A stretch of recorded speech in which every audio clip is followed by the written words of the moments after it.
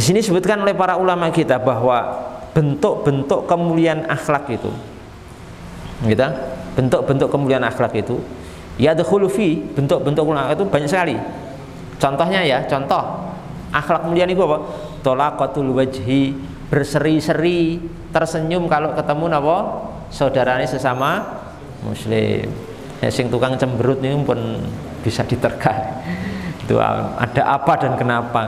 Serang genah permasalahannya, enggak genah urusannya apa, tapi ketemu langsung besengut gitu. Wis ra penak dipandang, enggak enak itu. Yang lebih parah melengos. Ya ini tambah parah itu, melengos. Sing tambah parah lagi disalami ndak jawab. Wis itu wis mesti ada yang rusak dalam beragamanya. Oke? Itu. Pertama tolaqatul wajh. Nomor kali contohnya wakaful adza, menolak gangguan dari saudara sesama muslim. Ojo seneng ganggu saudara sesama muslim dengan apapun, dengan ucapan, dengan perbuatan, dengan suara, dengan apapun. Nggih. Ya nek duwe motor anyar ngegase ampun banter-banter. Sepeda motor ndak perlu knalpotnya dibrong, dijeblok. Maksudnya apa gitu? Itu maksudnya untuk apa toh? Kok knalpot dadak dibolong ya seperti niku? Niku nek wong muslim enggak mungkin melakukan niku. Nek wis melakukan niku mesti ada kerusakan akhlak. Ganggu sesama muslim. Paham nggih? Atau misalnya bisa beli sound system anyar, tip anyar, ampline baru, jedak-jeduk. Wes pagi setel musik jedak-jeduk. Ya siang, ya malam jeduk-jeduk. Waduh ini. Nah ini kaful adza. Itu harus prinsip kita. Oke, termasuk jangan suka buang sampah ke tempat orang. Kalau diperhatikan aliran aliran pembuangan air kita yang seperti itu, jangan sampai ke tempat orang, mengganggu, bau sesuatu yang tidak enak, jangan sampai mengenai orang dan seterusnya. Oke. Terus kemudian kebaikan akhlak itu diantaranya wabadlul qira, bukan qura ya. Qura itu jamak qarya, desa. Wabadlul qira. Qira itu apa? Qira itu adalah jamuan. Seorang muslim itu senang menjamu tamu, jeplit-pelit. Pas tamu hadir, datang tamu malah air putihan terus. Tapi nek pas tidak ada tamu, susu gitu, susu, sirup, wis macam-macam, kopi, ya. Tapi nek pas tamu putihan. Kadang wis mboten putihan juga, maksudnya cuma aqua gelas. Nah itu. Wis pokoknya menjamu tamu niku barokah. Kalau kita sering menjamu tamu, yang penting ada gitu. Ini pembahasannya yang punya dan ada. Kalau nggak ada, nggak, bukan urusan ini, lain pembahasan. Punya ada, wis jamu tamu.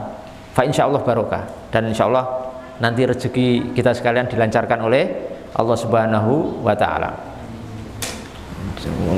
Orang Arab nggih, wong Arab niku nggak ada tandingnya dalam menjamu tamu. Orang Arab hebat, luar biasa, jos spesial orang Arab niku, ya. Jadi itu turun temurun sejak dulu, zaman dulu itu sampai seorang Rasul itu kadang menjamu tamu sampai nyembelih sapi, nyembelih pedet, itu untuk menjamu tamu. Dan saya rasakan ketika di Timur Tengah itu kalau jelas tamunya nggak dadak ya, misalnya ada pemberitahuan tuh, wah itu hampir bisa dipastikan pasti ada dagingnya, mesti itu. Satu ayam, kambing, onta, mesti itu. Kalau nggak dadak ya, dipersiapkan benar, wah mau ada tamu, wah luar biasa itu. Jadi monggo kita bisa derma, jangan pelit untuk ke tamu kita, ya. Syukur-syukur pas pulang tamunya ya dibawahi besekan, ya. Syukur-syukur, kalau tidak ada ya tidak apa-apa, ya. Kemudian kebaikan itu bentuk yang lain, wa yuhibbalin nasi ma yuhibbu li nafsihi, mencintai sesuatu yang sesuatu itu dia cintai memang juga untuk dirinya. Jadi kalau kita mencintai sesuatu itu kita miliki, maka kita juga senang itu dimiliki oleh saudara kita. Wal insafu fil muamalah, kebaikan akhlak itu salah satu bentuknya adil dalam berinteraksi dengan orang lain. Adil, munsif, nggak pilih kasih, nggak tebang pilih.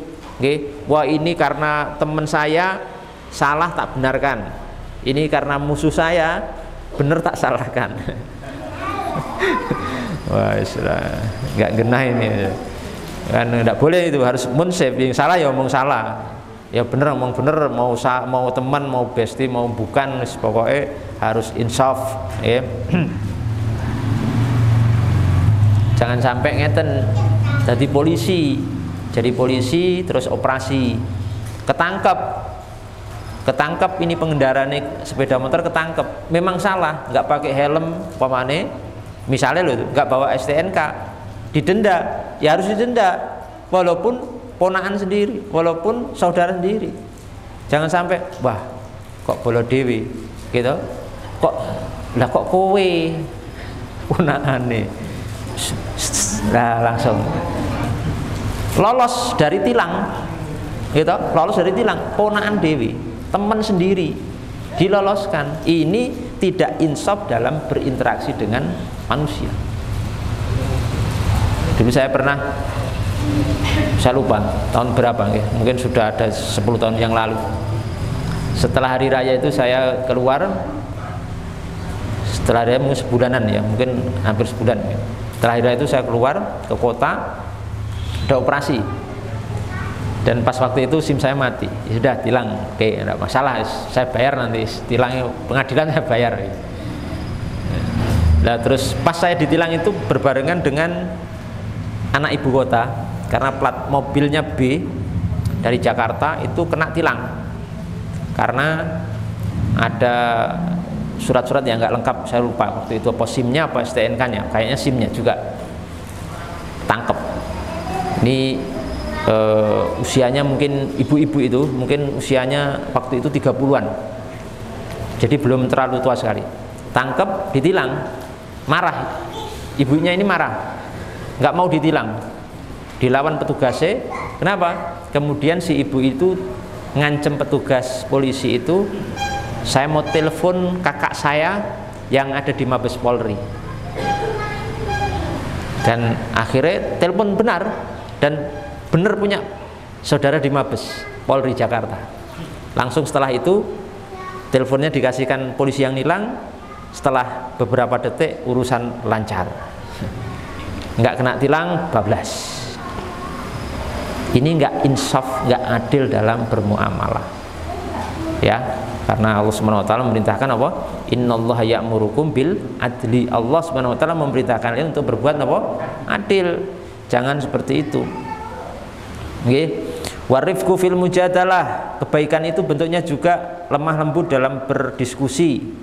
Berdiskusi nggak usah ngegas, santai saja, rileks ya. Wal adul fil ahkam, kalau menghukumi adil, nggak tebang pilih ya. Wal ihsan fisir, berbuat baik secara sembunyi-sembunyi. Wal ithar fil usri, mementingkan orang lain dalam kesulitan. Jadi kalau kita ini akhlak mulia itu ngeten, kalau ada kesulitan kita mementingkan orang lain daripada diri kita sendiri. Misalnya apa ya, ini ada kendaraan sepeda motor kita itu 2, kemudian satunya bocor, kemudian kan susah itu, kondisinya susah, kita pentingkan orang lain yang lebih membutuhkan. Terus kamu dulu saja, saya tak jalan, tak dorongi sepeda ini. Walaupun sebenarnya yang gembos bukan sepedanya, tapi dia mempersilahkan sepeda dia yang tidak gembos untuk dipakai temennya, karena mungkin temennya ini penting urusannya, harus segera sampai tujuan. Nanti ini yang saya yang dorong, saya cari tambal ban aja. Nah, itu maksudnya apa? Ithar fil usri, kondisi susah itu mementingkan orang lain.